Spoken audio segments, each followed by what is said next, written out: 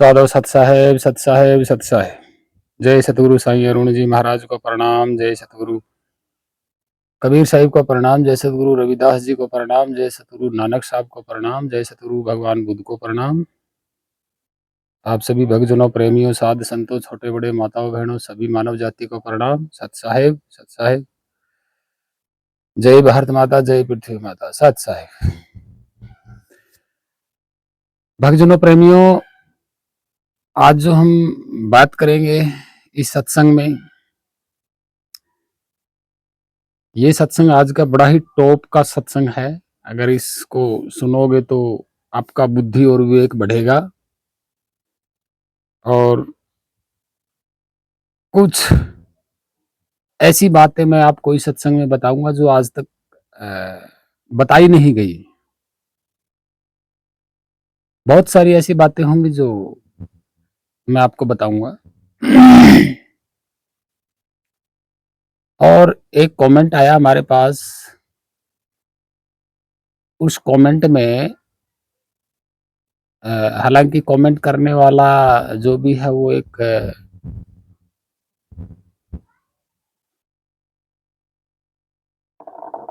मतलब देवी है, बहन जी हैं, उन्होंने कमेंट किया है।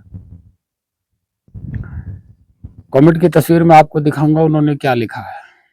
और एक संत रामपाल की वीडियो है जो वो कह रहे हैं कि आत्मा को एक रोग लगा हुआ है, जन्म और मृत्यु का।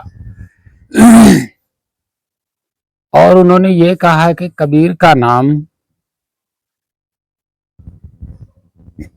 कबीर जी का नाम जपने से, यानी कि सत्य कबीर या सत्सुकृत अविगत कबीर नाम जपने से आपके शरीर के समस्त रोग ठीक हो जाएंगे।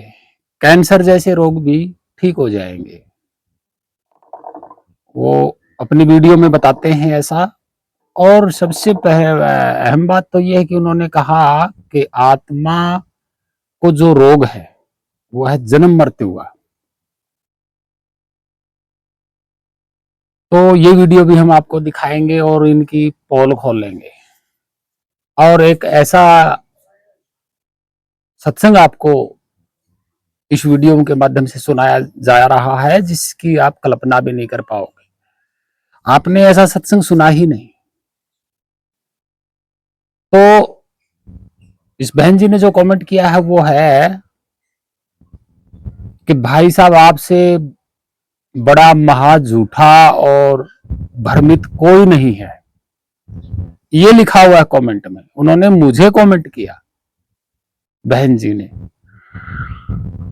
अब उस बहन जी के इस बात का भी हम उत्तर देंगे, प्रमाणित तौर पे उत्तर देंगे। और इस बहन जी को मैं यही कहना चाहूंगा, कमेंट तो कर दिया, लेकिन जो हम पूछेंगे उसका जवाब भी आपको देना ही होगा। अगर आप जवाब नहीं देंगे तो हम आप ही के इस कमेंट पर एक वीडियो और बनाएंगे जबरदस्त, जिसमें आपके सभी ग्रंथों की पोल खुलेगी। नहीं तो जो हम पूछेंगे उसका जवाब कमेंट में देना होगा और हम इसी सत्संग में वो सवाल पूछ लेंगे। और बहन जी ने कौन सी वीडियो में ये कमेंट किया है तो मैं आपको बता देता हूं कि मैंने एक वीडियो बनाई थी कि संत रामपाल के चेलों की महाझूठ, 100% महाझूठ, इस पे मैंने वीडियो बनाई थी। तो उन्होंने देखी और जब देखी तो उन्होंने मुझ कमेंट कर दिया क्या कि भाई साहब, आप जैसा महाझूठा और भ्रमित कोई नहीं है। देखो, मुझे कह रहे हैं कि आप भ्रमित हो। अब उस वीडियो को देखने से इस बहन जी को कौन सा दर्द हुआ ये मैं बताऊंगा, ये मैं बताऊंगा। तो क्योंकि ये बहन जी खुद भ्रमित है, खुद भ्रमित है। आपने कमेंट देख लिया, ये पढ़ सकते हैं आप। आगे हम वीडियो में अब सभी बातें करेंगे, तो इस वीडियो को जरूर देखते रहना, हम सारी बात करेंगे। और ये अहम सत्संग आप देखेंगे तो आपको बहुत कुछ पता चलेगा। बहुत सारी बातें हम बताएंगे इस सत्संग में जो आज के पाखंडी और धर्मगुरु नहीं बता रहे, आपको बता ही नहीं रहे। सभी के सभी ग्रंथों को खोल के पेल रहे हैं अपना ज्ञान, खुद का अनुभव, खुद का रिसर्च और खुद की परख कोई नहीं बता रहा। तो इस वीडियो को देखें कि कबीर परमात्मा सब रोगों का वैद्य है। शरीर के रोग भी जो हमारे यहाँ लगते हैं और आत्मा के रोग का भी वो वैद्य है। आत्मा का रोग कौन सा है? जन्म और मृत्यु का। और शरीर के रोग हैं, किसी का खांसी होगी, किसी का कैंसर हो जाती है, किसी का अक्षय रोग हो गया, किसी प्रकार का कोई भी किसी प्रकार का रोग है, परमात्मा की भक्ति जाप से वो ठीक हो जाता है। तो भक्तजनों प्रेमियों, आज हम फिर से एक बार टॉपिक ले रहे हैं कि जिन लोगों ने बाहर आत्मा और परमात्मा, ईश्वर परमेश्वर की जो अवधारणा है उसके बारे में फिर एक बार इसी सत्संग में शुरू करते हैं और इसी आधार पे हम पूरा बताएंगे। तो शुरुआत यहां से होती है कि सबसे पहले तो आप ये पोस्ट देख लीजिएगा कि ईश्वर जो शब्द है वो किसका नाम है। तो पोस्ट देख लीजिएगा आप, ये संस्कृत की शब्दावली का पोस्ट है। संस्कृत की शब्दावली में जो इसका मतलब होता है वो है स्वामी या प्रभु। इस और जो इस जो शब्द है वो यहूदियों का और बाइबल का है। सबसे पहले तो ये सोचना होगा कि आखिरकार संस्कृत की शब्दावली में इस शब्द कैसे आ गया। इस मानी आदमी होता है, और जब आदमी का नाम तो उनका है तो उन्होंने, यहूदियों ने या ईसाइयों ने यीशु को ही प्रभु या ईश्वर कहा। तो सबसे बड़ी फ्रॉडबाजी तो संस्कृत में है, जो कि आप पोस्ट देख रहे हैं। दूसरी फ्रॉडबाजी संस्कृत की शब्दावली में है, तो आप देख सकते हैं कि परमात्मा का जो परम जो शब्द है, वो परम शब्द एक ऊंचा पद है। परम, सबसे ऊपर। तो जो पर, ऊपर, परम, महा और देव, महान, ये मैंने पहले भी बताया था कि ये उपाधियां हैं। एक ही आदमी को ये उपाधियां दी जाती हैं, आदमी को दी जाती है उपाधियां। तो आप देख सकते हैं कि संस्कृत में यहां पर भी फ्रॉडबाजी है। जो परम जो शब्द है ये मूल रूप से संस्कृत का नहीं है, मूल रूप से संस्कृत का नहीं है। ये भी हम बताएंगे कि ये बाद में संस्कृत में कब आए। और जो आत्मा की जो अवधारणा है, परमेश्वर, तो परम ईश्वर का ही तो ये है परम। ईश मानी ईशु, ईश का मतलब ईश्वर या प्रभु या स्वामी, और परम का मतलब उसको उत्तम माना गया है, सर्वोत्तम। तो ये जो शब्द हैं ये मूल रूप से संस्कृत से निकले हुए हैं। अब भ्रमित होने की प्रक्रिया मानव जाति को यहीं से शुरू होती है, संस्कृत की शब्दावली से। संस्कृत से मैंने पहले भी बताया कि संस्कृत एक गपोड़ गाथा है भाई। संस्कृत में कोई एक शब्द नहीं है किसी देश का, न जाने कितने देशों के शब्द संस्कृत में भरे पड़े हैं। और जो संस्कृत की शब्दावली है वो लगभग 1600 ईस्वी में तैयार की गई थी पूरी तरह। कि संस्कृत की जो शब्दावली है, जिस तरह छंदी विच्छेद है या जो भी है, इसको इसकी जो शब्दावली है वह 1600 ईस्वी में तैयार की गई और उसके बाद और भी बहुत सारी शब्दावलियां तैयार हुई। तो आप सोच सकते हैं जब 1600 ईस्वी में कौन नहीं था, अरबी, फारसी, इस्लाम, यहूदी और भी बहुत सारे देशों के लोग यहाँ थे। तो उनके शब्दों को उठा उठा करके संस्कृत बनाई गई। अब संस्कृत के अपने कोई खुद के अक्षर है नहीं, संस्कृत के खुद के अपने कोई अक्षर नहीं है भाई। प्राचीन भाषा वो मानी जाती है जिसके खुद के अपने अक्षर हों। अक्षर का मतलब क्या, क, ख, ग, घ, च, छ, ज, ये जो अक्षर हैं ये मूल रूप से संस्कृत के नहीं है, ये देवनागरी लिपि के हैं और इन्हीं अक्षरों को उठा करके संस्कृत का निर्माण हुआ। तो आप सोच सकते हैं कि 11वीं 12वीं शताब्दी से पहले संस्कृत का कोई शब्दावली नहीं मिलती है,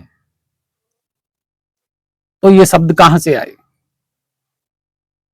हम पूछना चाहते हैं कि ये शब्द कहां से क्यों आए संस्कृत में, इसका मतलब क्या, चोरी किए हुए शब्द। यानी कि जो संस्कृत की जो शब्दावली है वह सारी की सारी विदेशी शब्दों से भरी पड़ी है। तो संस्कृत की भाषा मूल रूप से भारत की कहां हुई भाई, बिल्कुल नहीं। तो यही अवधारणा आप पोस्टों में, इनमें जो फोटो है, तस्वीर है, फोटो लगाई हुई, इनमें आप देख सकते हैं कि संस्कृत में जो आत्मा, परमात्मा, ईश्वर, प्रभु, स्वामी, जो ये शब्द हैं, ये एक आदमी को ही उपाधि दी गई है। इसमें लिखा हुआ है कि आत्मा के बारे में, तो आत्मा के बारे में जो संस्कृत शब्द से, संस्कृत से ही आत्मा आया है, संस्कृत से ही आत्मा आया है। तो आत्मा संस्कृत से आया है, तो संस्कृत वालों ने क्यों लिखा भाई? क्या संस्कृत लिखने वालों ने या संस्कृत का शब्दावली तैयार करने वालों ने क्या आत्मा को देखा कभी कि आत्मा होती है? नहीं। संस्कृत में जो आत्मा का अर्थ बताया गया है वो है कि एक ऐसी ताकत जो सभी प्रकार के प्राणियों के शरीर को चलाती है। उन्होंने देख के नहीं लिखा इसका नाम, एक यूं ही आइडिया कहो या कुछ भी कहो, भी कोई न कोई है जो इस शरीर को चला रहा है। ये इस तरीके से ये शब्द लिखा गया, आत्मा। अब आत्मा जो शब्द है ये संस्कृत का मूल शब्द है, और जो संस्कृत में जहां ये आया है ये यहूदियों का मूल शब्द है, इस्लामिक मूल शब्द है आत्मा। यूं कहो कि अरबी फारसी का मूल शब्द है, तो संस्कृत में क्यों आया भाई? और इस शब्द जो है संस्कृत में कहां से आया, संस्कृत की शब्दावली में क्यों आया? सबसे बड़ा सवाल तो ये है। तो यहां यही पता लग रहा है, पता नहीं लग रहा मूल रूप से संस्कृत का जो जितना भी शब्दावली है, लगभग 70% मैं आपको बता रहा हूं कि विदेशों की शब्दावली से ही बनी है। यानी कि संस्कृत का मतलब है संस्करण, सभी भाषाओं को मिला करके एक भाषा बनाना,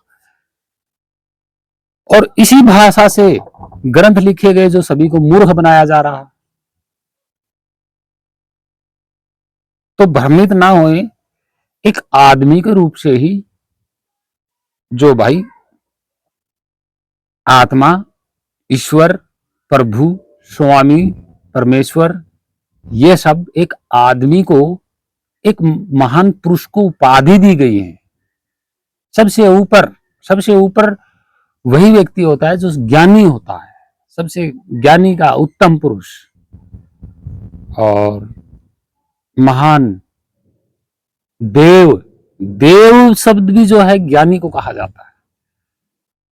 और जो देवता आप जो पढ़ रहे हो काल्पनिक, जैसे वो प्रकट हुआ, उसने पृथ्वी को उठा लिया, धरती को उठा लिया, कोई चंद्रमा को खा गया, कोई सूर्य को खा गया, ये जो है ये अवधारणा ठूस ठूस के भर दी गई। आगे हम आपको बता रहे हैं, इसी पे बात कर रहे हैं। और भ्रमित नहीं होना, इस ये जो शब्द हैं ये केवल केवल आदमी को, एक महान आदमी को उपाधि के रूप में लिखे गए।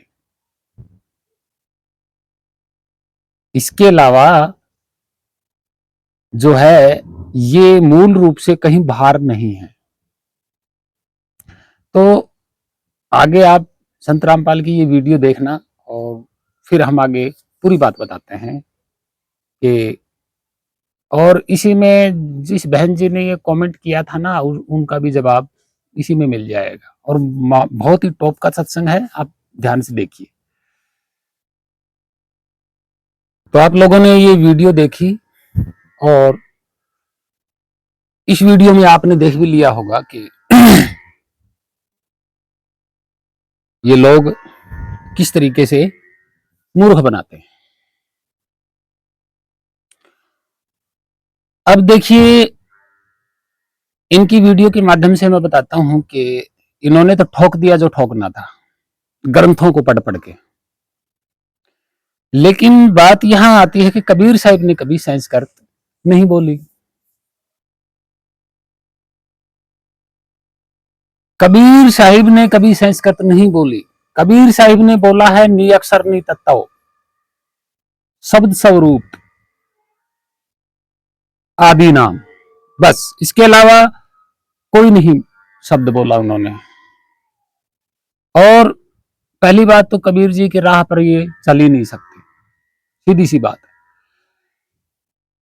अब देखिए, परमेश्वर शब्द संस्कृत का पढ़ाया जा रहा है कबीर जी को, कबीर जी के ज्ञान में। आत्मा शब्द पढ़ाया जा रहा है, परमात्मा शब्द पढ़ाया जा रहा है, ईश्वर शब्द पढ़ाया जा रहा है, परमेश्वर शब्द पढ़ाया जा रहा है, और आत्मा शब्द भी पढ़ाया जा रहा है।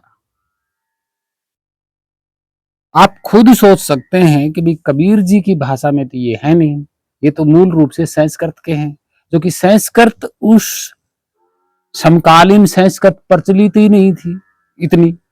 भाई प्रचलित थी ही नहीं। मूल निवासियों को और शूद्र जाति वालों को, नीची जाति वालों को तो पढ़ने का अधिकार ही नहीं था संस्कृत। और उस जमाने की जो संस्कृत थी उसमें आत्मा और परमात्मा शब्द नहीं मिलता है, परमेश्वर शब्द नहीं मिलता है। और जो मूल रूप से शब्दावली है 1600 ईस्वी के बाद की, उसमें ये शब्द मिलते हैं। तो आप खुद सोच सकते हैं कि 1700, 1600 और 1700 ईस्वी में ये शब्द संस्कृत में मूल रूप से ठूस दिए गए। और जो आज के जो नकली संत बने बैठे हैं अपने आप में, वो संस्कृत के शब्दों का यूज ज्यादा कर रहे हैं, कबीर साहिब के शब्दों का तो यूज ही नहीं कर रहे। कोई नहीं कह रहा नहीं तत्व नहीं अक्षर सार शब्द स्वरूप, कोई नहीं कह रहा। सभी के सभी कह रहे हैं कि सार नाम जपो, सार शब्द जपो। तो सार शब्द किसका नाम है भाई? किसी का नाम नहीं है सार शब्द, बिल्कुल भी नहीं है। ना सार नाम किसी का नाम है, देहधारी का तो नाम है ही नहीं। जब इस धरती पे ही वो नाम नहीं है तो भाई किसका नाम जपा रहे हैं? उस नाम को कोई बोल नहीं सकता, सुन नहीं सकता, देख नहीं सकता, लिख नहीं सकता, तो कौन सा नाम जपा रहे हैं मुख से? तो सबसे बड़ा पाखंड तो यही फैला रहे हैं ना। तो भक्तजनों, प्रेमियों, आप लोगों ने इस वीडियो में क्या देखा? आप लोगों ने यही देखा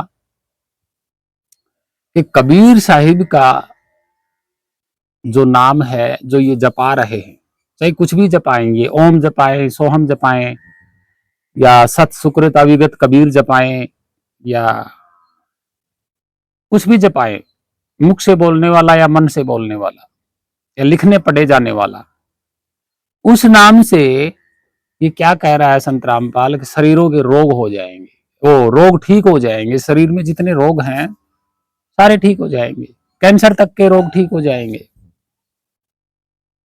भाई इससे बड़ी मूर्खता का ज्ञान और क्या हो सकता है? इससे ज्यादा भ्रमित करने को, मनुष्य को लालच दे करके रोग ठीक करवाने का है लालसा गारंटी दे रही है। इससे ज्यादा और महाझूठ क्या हो सकती है भाई। मंत्र से है भक्तजनों प्रेमियों, मंत्र से सिर्फ आवाज निकलती है।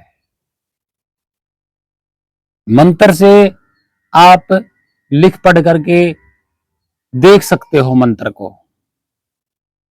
मंत्र एक पेन स्याही कापी कलम से लिखी जाने वाली भाषा है, और मंत्र जाप करने से आपके शरीर के रोग कभी ठीक नहीं होंगे। ये तत्व पदार्थ है शरीर। जब तक इस शरीर के ऊपर तत्व पदार्थ का कोई जड़ी बूटी या कोई दवाई तत्व पदार्थ के ऊपर तत्व पदार्थ जब तक नहीं लगेगा तब तक ये शरीर ठीक नहीं होगा। एक छोटे से एग्जाम्पल पे मैं बता देता हूं। देखिए, शरीर का रोग अगर मंत्र जाप करने से ठीक हो जाता है तो भाई मंत्र जाप करने से पेट क्यों नहीं भरता भोजन से। मंत्र जाप करने से पेट भी तो भरना चाहिए। मंत्र जाप करने से भाई पानी की भी तो प्यास बुझनी चाहिए। मंत्र जाप करने से ये कपड़े आ जाने चाहिए। भाई मंत्र जाप करने से रोग ठीक हो सकता है इस शरीर का, तो इस शरीर पे तो भोजन भी लागू है, कपड़े भी लागू हैं। इस शरीर पे तो ठंडी और सर्दी भी लागू है, गर्मी भी लागू है। क्या नहीं लागू है इस शरीर पे। जीवन मरण तक का जो है इस शरीर पे लागू है। जब ये शरीर मृत्यु को प्राप्त हो जाता है तो फिर मंत्रों से ये दोबारा से क्यों नहीं बनता। भाई मंत्रों से कोई शरीर का अंग खराब हो गया, रोग लग गया, तो मंत्रों से कैसे वापिस आ जाएगा भाई। कभी नहीं होगा। कोई रोग ठीक नहीं होगा। भूल में भ्रम में मत रहना। अगर इस शरीर को कोई दिक्कत है, तकलीफ है, तो दवाई लेनी ही पड़ेगी आपको। क्या तत्व पदार्थ को ठीक करने के लिए तत्व पदार्थ की ही जरूरत पड़ेगी। इस शरीर की भूख मिटाने के लिए तत्व पदार्थ खाने ही पड़ेंगे, जैसे रोटी है, अन्न है, फल फ्रूट है। इस इस तत्व पदार्थ के शरीर की प्यास बुझाने के लिए आपको पानी पीना ही पड़ेगा। मंत्रों से कुछ भी नहीं होने वाला।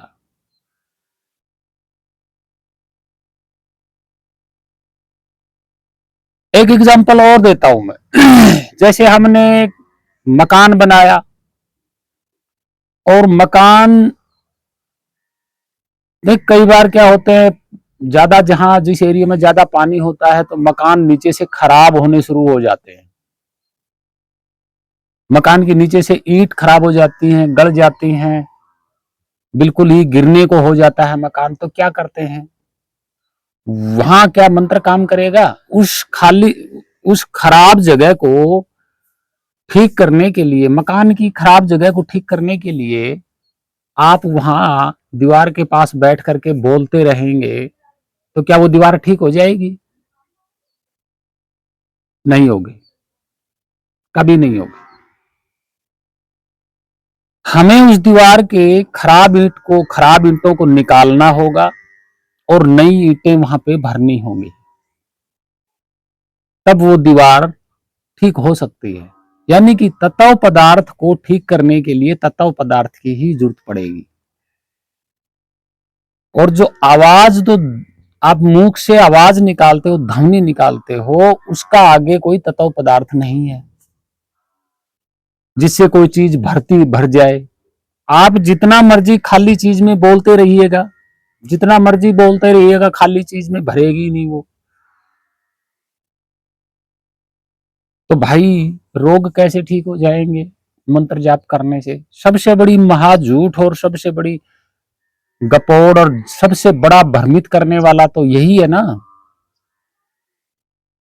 तो भक्तजनों प्रेमियों, भ्रमित ना होए, और कोई छोटा मोटा रोग हो जाता है, चोट वगैरह लग जाती है, तो भाई दवाई पानी लें, पट्टी वगैरह करवाएं, तभी ठीक हो गई। अब इन्होंने कहा कि आत्मा का रोग, जन्म मरण का रोग, ये बहुत बड़ी झूठी बात बोल दी है इन्होंने। संत रामपाल ने बहुत बड़ी झूठी बात बोली है। इसका खुलासा मैं करूंगा, इसका खुलासा हम करेंगे इस सत्संग में। तो भक्तजनों प्रेमियों, इनकी गपोड़ का खुलासा यह है कि इन्होंने कहा कि सबसे बड़ा रोग जो है आत्मा का, जन्म और मरण का है। तो इसमें सच्चाई नहीं है, इस बात में बिल्कुल नहीं है। देखिए, पहली बात तो यह है कि कोई चीज जन्म लेती है तो उसके लिए गर्भ होना जरूरी होता है। ध्यान से सुनना, कि कोई चीज जब जन्म लेती है तो उसके लिए गर्भ होना जरूरी होता है। अब इन्होंने, बेवकूफों ने, अज्ञानियों ने क्या कहा कि आत्मा जन्म और मरण का आत्मा को रोग लगा हुआ है। अरे भाई, क्यों झूठ बोल रहे हो? जन्म इस शरीर का होता है और बिखरने का रोग इस शरीर को लगा हुआ है। जन्म होना और बिखर जाना यानी कि खत्म हो जाना का रोग इस शरीर को लगा हुआ है। और जो शरीर जन्म लेता है वो खत्म हो जाता है, तो भाई दोबारा उसकी उम्मीद नहीं होती, उसको उसी शरीर को जन्म लेने की कोई उम्मीद नहीं है। मान लीजिए किसी मनुष्य का या किसी प्राणी का शरीर पहले तो जैसे जन्म होता है, ठीक है, उसके बाद वो शरीर खत्म हो जाता है, ठीक है, उसको जला देते हैं या कुछ भी कर देते हैं, यानी कि उस शरीर का अस्तित्व ही मिट जाता है, ठीक है। अब वही शरीर दोबारा दोबारा से कैसे जन्म लेगा भाई? वही शरीर दोबारा से कैसे जन्म ले सकता है? देखा कभी जन्म लेता हुआ कि किसी का शरीर शरीर जल गया या खत्म हो गया तो उसके बाद वैसा का वैसा शरीर क्या जन्म ले सकता है? कभी नहीं ले सकता। और ना ही किसी जानवर का शरीर जन्म ले सकता। भाई वो जो पहले जो शरीर है वो तो खत्म हो गया, अब उसी की मिट्टी से दोबारा से जन्म किसका होगा? क्या अन्य प्राणियों का जन्म हो जाएगा उसी जो जलाया गया है, जो खत्म होया हुआ शरीर है, उसी के तत्व पदार्थों से किसी और का शरीर बन सकता है? नहीं।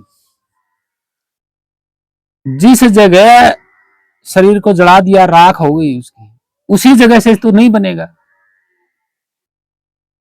उस जगह से नहीं बनेगा। जो शरीर जन्म ले चुका है और जो खत्म हो गया, बाद में वो शरीर नहीं बनता है। वो शरीर तो क्या, कोई और शरीर भी किसी प्राणी का नहीं बनता। यानी कि जन्म लिया, खत्म हो गया, किस्सा खत्म, बिल्कुल खत्म किस्सा। संतों ने क्या कहा कि मनुष्य जाति दुर्लभ है, मनुष्य जीवन दुर्लभ है। तो ये सही बात है। मनुष्य शरीर केवल इसमें मिल गया। आप आगे जो इस जीव को जो शरीर मिलेगा उसकी कोई गारंटी नहीं है कौन सा शरीर मिलेगा। यानी कि कोई और शरीर मिलेगा जिसका नया जन्म होगा, शरीर का जन्म होगा, और वो भी गर्भ में होगा शरीर का। तो अब शरीर जो है ये ना ही आत्मा है ना ही जीवात्मा है। शरीर तो एक मिट्टी कंकर पदार्थ का ढांचा है जो मिला हुआ है जीव को, मन को मिला हुआ है। अब ये कह रहे हैं कि आत्मा को जन्म और मृत्यु का रोग लगा हुआ है। अरे भाई, जब आत्मा जन्म ले लेगी और वो मृत्यु को प्राप्त हो जाएगी तो वही आत्मा दोबारा से जन्म लेगी कैसे? कैसे जन्म लेगी वो? और फिर सबसे बड़ी झूठ तो ये कि आत्मा का जन्म मरण का, भाई ये शरीर जन्म लेता है गर्भ से, तो आत्मा तो जन्म नहीं लेती। अगर आत्मा जन्म लेगी थी तो डबल सिस्टम हो गया। पहले आत्मा जन्म लेगी, फिर आत्मा बन के तैयार होगी, और फिर वो शरीर कैसे पकड़ेगी? क्या वो किसी के गर्भ में जाके पहले से ही बैठ जाती है? भाई, इस शरीर को चलाने के लिए आत्मा की जरूरत होती है। आत्मा बिना दिए शरीर चलेगा नहीं। तो इन मूर्खों को ये ये क्यों नहीं बताया कि भी आत्मा ने जन्म लिया कहां से? सबसे बड़ी बात तो ये है भाई, इस शरीर की बात है, ये तो मां के गर्भ से जन्म हुआ है, सीधी सी बात। आत्मा का जन्म किसके गर्भ से हुआ है? तो ये कहेंगे परमात्मा से। तो परमात्मा क्या गर्भ धारण करता है भाई, जो नई आत्मा को जन्म देता है? क्या परमात्मा स्त्री है? अगर पुरुष है तो भाई पुरुष कैसे गर्भ धारण करेगा? भाई जन्म होना तो गर्भ धारण होगा, ऐसे बिना गर्भ के तो जन्म होगा नहीं। तो इन मूर्खों ने इस तरीके से भरमा दिया मानव जाति, क्योंकि मानव जाति बुद्धि से सोच भी नहीं पा रही। लेकिन हमारा सवाल तो है ना, हम तो भाई, जो जिसने हमें कमेंट किया था, जिस बहन जी ने, हम तो उनसे सवाल कर रहे हैं इस बात का कि बताइए, आत्मा परमात्मा अगर स्त्री है तो क्या वो गर्भ धारण करता है? भाई गर्भ धारण के बगैर तो जन्म नहीं होता किसी का। अगर आत्मा का जन्म होता है तो भाई वो किसके गर्भ से जन्म हुआ है उसका? परमात्मा के गर्भ से। तो परमात्मा क्या गर्भ धारण करता है? क्या स्त्री है वो? फिर ये कह रहे हैं कि पुरुष है परमात्मा। तो भाई पुरुष कभी गर्भ धारण नहीं कर सकता। और फिर जब एक बार जन्म हो जाता है, अगर वो उसकी मृत्यु ही हो जाती है तो उसका किस्सा ही खत्म हो जाता है, उसका खेल खत्म हो जाता है, फिर दोबारा जन्म नहीं होता है। जैसे इस शरीर का जन्म होता है और इसका खेल खत्म हो जाता है, फिर दोबारा से ये शरीर उसी मिट्टी पत्थर कंकर से ऐसा का ऐसा शरीर नहीं बनता है।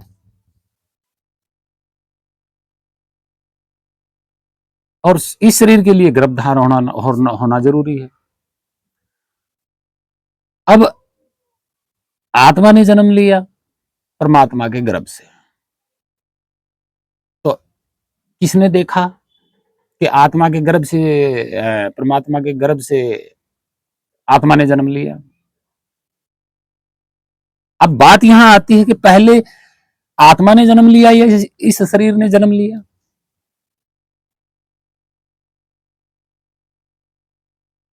बात यहां आती है ना कि भाई आत्मा ने इस शरीर से पहले जन्म लिया है या बाद में जन्म लिया है?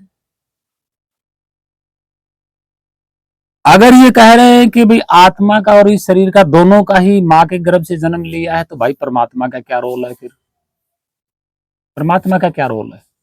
कोई रोल नहीं है, कोई रोल नहीं। भाई दोनों ही आत्मा और ये शरीर दोनों ही मां के गर्भ से जन्म लेते हैं, तो इसमें परमात्मा का क्या रोल है? इसमें तो मां का रोल है। और जब मां के गर्भ से किसी बच्चे का शरीर जन्म हो ही गया तो भाई उस शरीर की तो अंतिम समय में मृत्यु निश्चित है। और मृत्यु निश्चित है तो वो वैसा का वैसा शरीर दोबारा उस जगह पे तो बनेगा नहीं। शरीर बनेगा तो मां के गर्भ से बनेगा।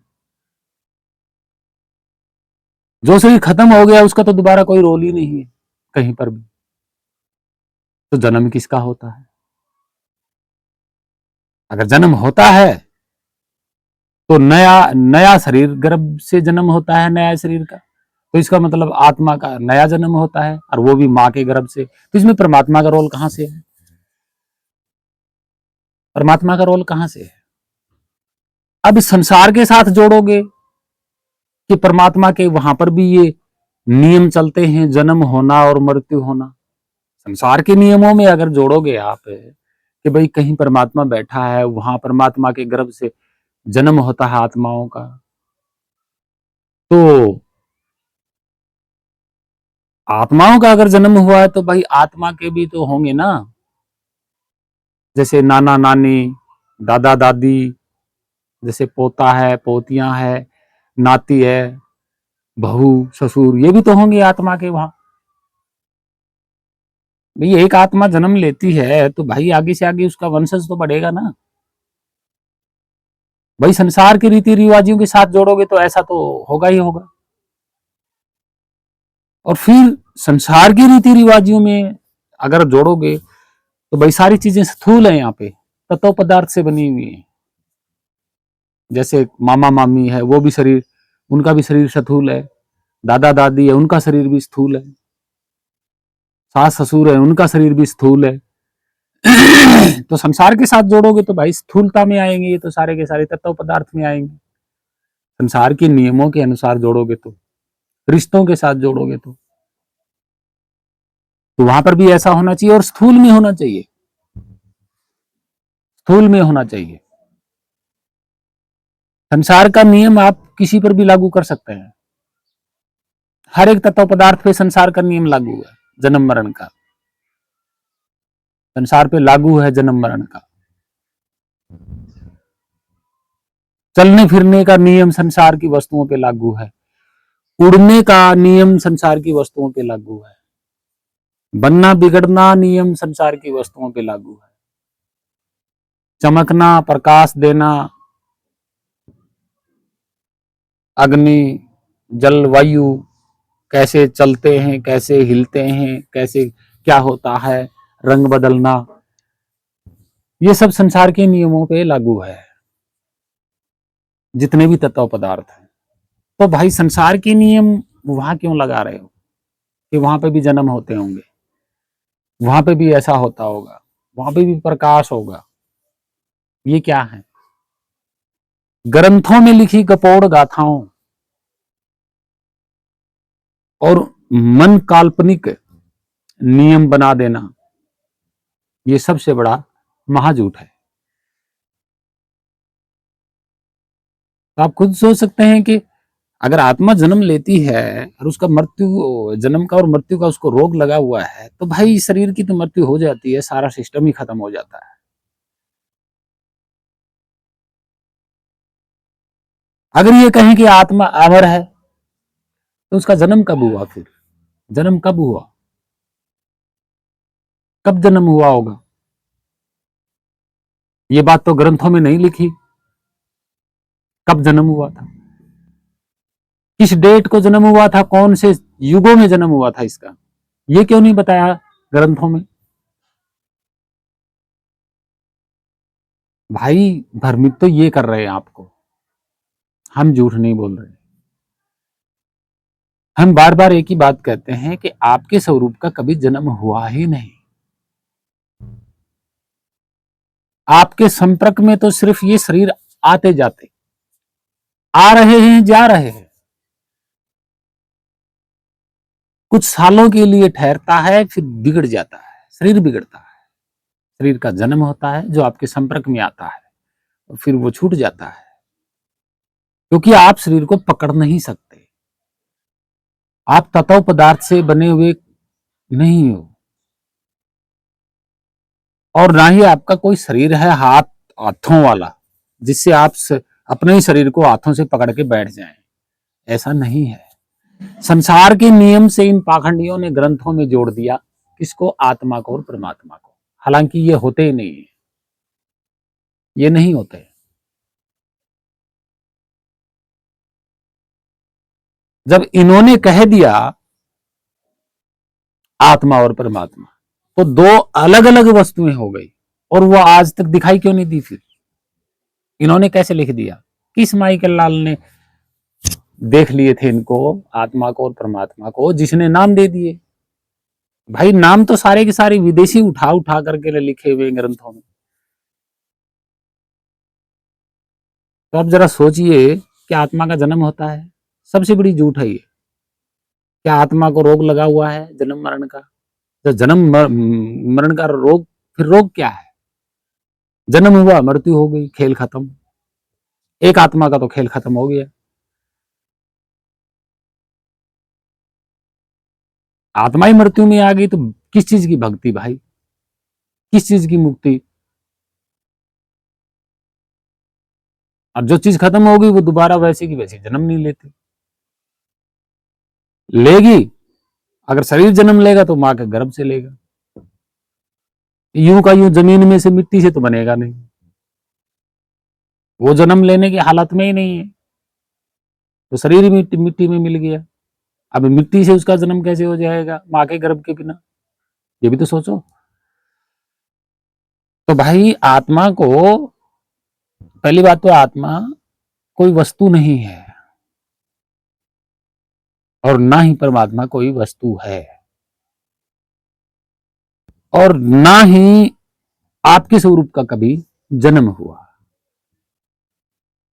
आप इतना तो जानते हैं, जब भाई सबसे पहले अगर जब हम कोई बिजली की चीज बनाएंगे, कोई मोटर बनाएंगे या कोई बल्ब तैयार करेंगे, लाइट की या बिजली की, ठीक है, या डीजल का कोई इंजन है, पेट्रोल का कोई इंजन है, हम जब कोई चीज तैयार करेंगे तो सबसे पहले हमें क्या चाहिएगा? सबसे पहले हमें ये चाहिएगा कि अगर डीजल पेट्रोल है तो हम उसके अकॉर्डिंग आगे वस्तु को तैयार कर सकते हैं। हमें ये पता लग जाता है कि भी डीजल इतना पावरफुल है, इसमें अग्नि है, तो ये हमारे इस चीज में काम आ जाएगा। तो उस डीजल पेट्रोल को देख करके ही बाद में इंजन बनता है, ठीक है। अगर डीजल पेट्रोल नहीं होगा तो किसको क्या पता भाई, इंजन बना देगा, फिर वो चलाएगा किससे, किससे चलाएगा? तो सबसे पहले हम बिजली का बल्ब अगर बनाएंगे तो बिजली का बल्ब हम तभी बना पाएंगे कि उसको जलने के लिए, बल्ब को जलने के लिए पहले लाइट की जरूरत होगी। अगर लाइट अवेलेबल है तो ही हम उसके लिए प्रोडक्ट तैयार करेंगे, अन्यथा हमारे कोई काम नहीं आएंगे वो प्रोडक्ट। तो सबसे पहले इस अविनाशी में, खाली स्थान में आप ही का स्वरूप है, जिंदा और जागता, अजर अमर अविनाशी जिंदा स्वरूप, ठीक है। अब ये जिंदा है, तभी तो ये जिंदा किसी वस्तु में हम डाल सकते हैं ना, तभी तो वस्तु बनेगी, तभी तो वस्तु बनेगी ना।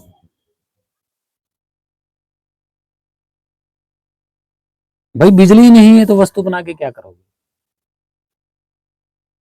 और प्रकृति और परिवर्तन यानी कि काल ने ये शरीर बनाया है तो कोई जिंदी चीज को देख करके ही तो बनाया होगा ना, कि ये चीज जिंदा है, इससे इससे ये शरीर चल पड़ेगा। तो पहले ताकत जरूरी होती है हर एक चीज की। कोई भी प्रोडक्ट बनाने से पहले, बनने से पहले उसकी ताकत, उसको ताकत चाहिए, और वो ताकत मौजूद होनी चाहिए। सबसे पहले चाहिए ताकत, ताकत के बाद ही कोई प्रोडक्ट बनता है। बिना ताकत के प्रोडक्ट बनाया नहीं जा सकता, कभी नहीं बनाया जा सकता। तो सबसे पहले आपका स्वरूप है, इस शरीर से पहले आपका स्वरूप है, और आप ही के सामने ये शरीर बना है। सामने का मतलब ये है कि आपके हाथ पांव तो है नहीं, और ना ये आंखें हैं, ना कान है, ना शरीर है। आप एक जिंदा ताकत हो, अविनाशी ताकत। अब आप अविनाशी ताकत हो तभी तो आपके हिसाब का प्रोडक्ट तैयार होगा, ताकि आप उस प्रोडक्ट को चला सको। अगर आप हो तो प्रोडक्ट बनेगा, आप नहीं हो तो प्रोडक्ट कैसे बनेगा भाई? नहीं बनेगा। तो भक्तजनों, प्रेमियों, इन पाखंडियों ने तो परमात्मा को भी गर्भ धारण करवा दिया, एक पुरुष को गर्भ धारण करवा दिया, क्योंकि इन्होंने परमात्मा को पुरुष बताया। आत्मा जन्म लेती है तो जन्म होना गर्भ से निश्चित होता है, गर्भ के बिना जन्म नहीं लिया जा सकता। जन्म की प्रक्रिया एक अलग होती है, प्रकट होने की प्रक्रिया एक अलग होती है। आप सोच सकते हैं। तो उस बहन जी का जो उन्होंने कहा हमें कमेंट में, तो मैं हाथ जोड़ के यही कहूंगा, बहन जी आप भ्रमित हो, हम झूठ नहीं बोल रहे। हम तो ये पूछना चाहते हैं कि भाई बिना गर्भ के किसी चीज का जन्म हो भी सकता है या नहीं हो सकता? तो जवाब दीजिएगा। और गर्भ होगा तो उसका एरिया भी होगा। गर्भ के चारों ओर एक दीवार भी होगी। बिना दीवार का तो कोई गर्भ भी नहीं होता, खुला नहीं होता। और उसके अंदर जन्म होने की प्रक्रिया होगी। तो आत्मा तो पकड़ में ही नहीं आती, वो तो किसी बंधन में है ही नहीं, गर्भ में कैसे आ गई? तो भक्तजनों प्रेमियों, भ्रमित होने की जरूरत नहीं है। ये था वो सत्संग। और हम आपको बता रहे हैं कि जितने भी हैं ये 1600-1700 ईस्वी के बाद की जितनी भी गपोड़ गाथा हैं, ये परोस दी गई। और ये नकली धर्मगुरु संत जितने बड़े बैठे हैं, ये संस्कृत के ही शब्दों का इस्तेमाल कर करके आपको परोस रहे हैं। और आपका और आपके स्वरूप का और उस सर्वव्यापी स्वरूप का कोई नाम नहीं है। आपका जो स्वरूप है वही खुद सर्वव्यापी है। आप भूल चुके हो। और इस शरीर में दो नहीं है। आप सोच रहे हैं कि जीव और जीव आत्मा, ऐसा नहीं है। आप सिर्फ मन हो। मन प्रकट होने वाली चीज है। मन प्रकट होता है।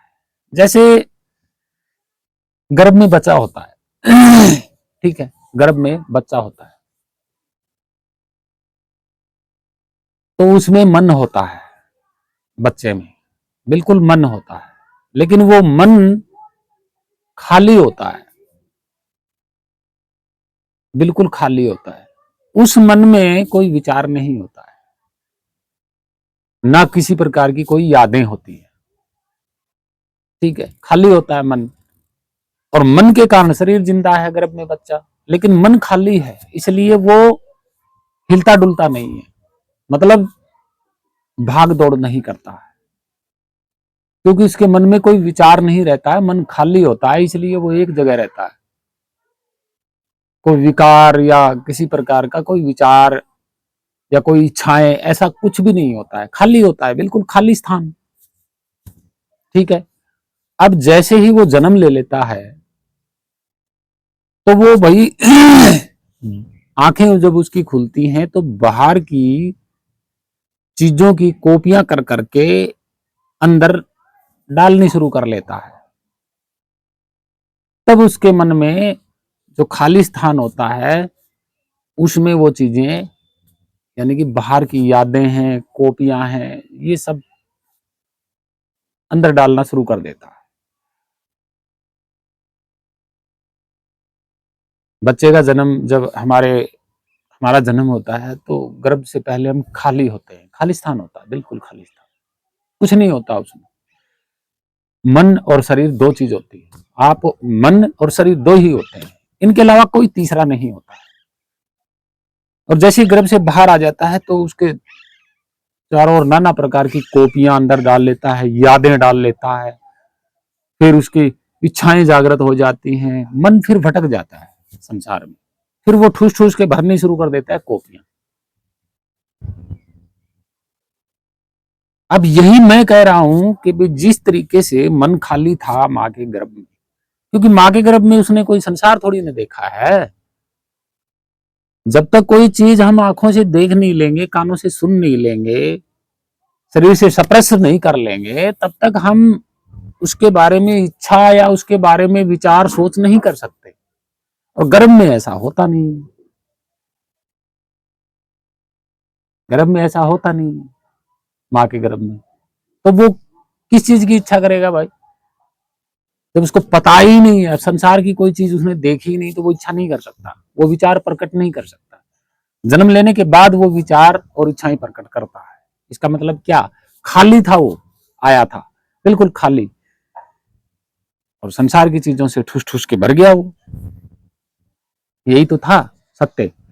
और वो खाली स्थान क्या है? यही इसी का स्वरूप है, इसी खाली स्थान का।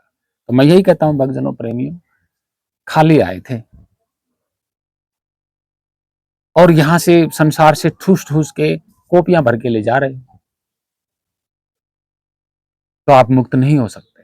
जीते जी आपको खाली होना पड़ेगा, वैसा का वैसा, तब आप अपने स्वरूप को पा सकते हो। और माँ के गर्भ में बच्चे को अपना स्वरूप याद रहता है, वो अपने ही स्वरूप में रहता है जिंदा।